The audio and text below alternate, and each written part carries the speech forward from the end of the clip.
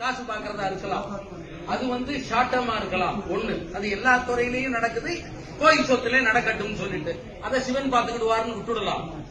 இரண்டாவது காரணம் எதுவாக இருக்குன்னா, கும்பாபிஷேக நடக்கத்துல பொதுமக்கள் யாரும் இங்க வரக்கூடாது, இந்த இடத்துல தடுப்பை போட்டுட்டு அங்க சேரை வச்சுட்டு 3000 ரூபாய் 5000 ரூபாய் சொல்லி டிக்கெட் விட்டு இந்த இடத்தை வச்சு பணம் சம்பாதிக்கிறதா இருக்கலாம். இரண்டாவது நோக்கம்.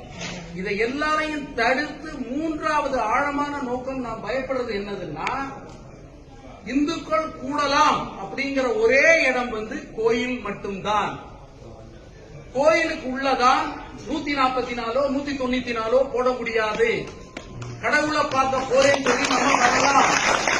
எப்பனாலும் இந்த கோவிலுக்குள்ள தமிழ்நாட்டில் எல்லா கோவிலுக்குள்ளயுமே உள்ள போறத தடுப்பு போட்டு நிறுத்தி அதை சென்ட்ரல் ஜெயில் மாதிரி பண்ணிட்டாங்கன்னா நம்ம உள்ள வர இந்த மாதிரி பேச முடியாது.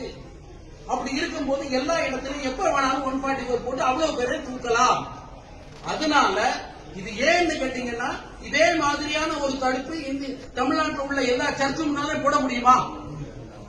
எல்லா பள்ளிவாசல்னாலையும் போட முடியுமா? ஆட்களை கியூல உள்ளவனு முடியுமா? அப்படி இருக்கும்போது இந்து கோவில் உள்ள வரதுக்கு மட்டும் ஏன் இது இப்ப திருச்செந்தூர்ல ஆரம்பிச்சிருக்கு, இது பூரா தமிழ்நாட்டிலே நடக்கும்.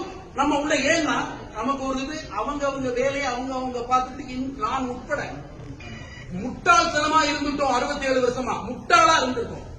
படு முட்டாளா. என்னுடைய குடும்பம், என் மனைவி, என்னுடைய குழந்தைகள், அவங்களுடைய படிப்பு வேலையும் ஒதுங்கிட்டோம்.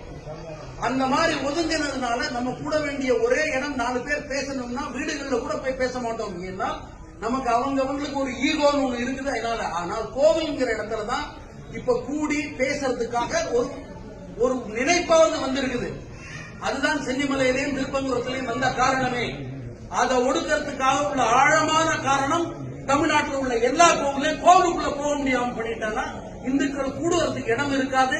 பொது இடத்துல கூடும்போது இப்ப நிறுத்தினாங்களே, இந்த மாதிரி நிறுத்தலாம். தயவு செய்து இந்த கோயில்ல எல்லா கோவிலுமே தடுப்பு எடுக்கணும். அதுதான் போராட்டம். அந்த போராட்டம் தான் நீங்க நடத்தணும். அதுதான் என்னுடைய தாழ்மையான வேண்டுகோள். பாக்கி உங்களுடைய இஷ்டம்.